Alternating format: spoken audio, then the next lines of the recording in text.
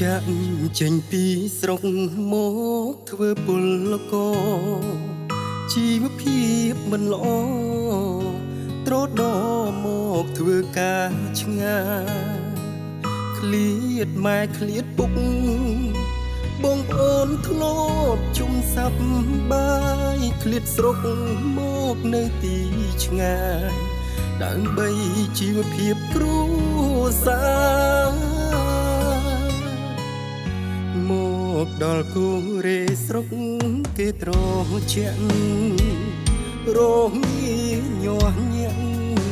ត្រជាក់ដកសូនអងសាចូលដល់ខែក្តៅខ្លាំងស្ទើរតែមរណាជីវិត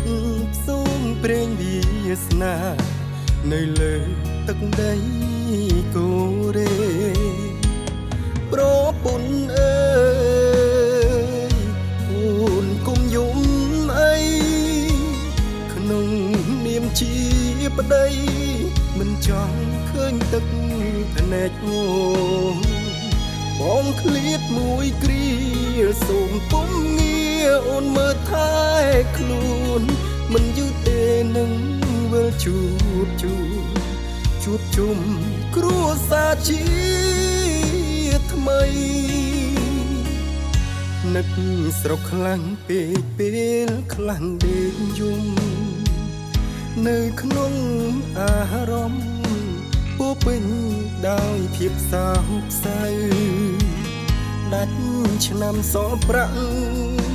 នឹងវិលជួបជុំញាតិភៅសង្ឃឹមពីថ្ងៃនេះទៅយើងលែងលំបាកទៀតហើយ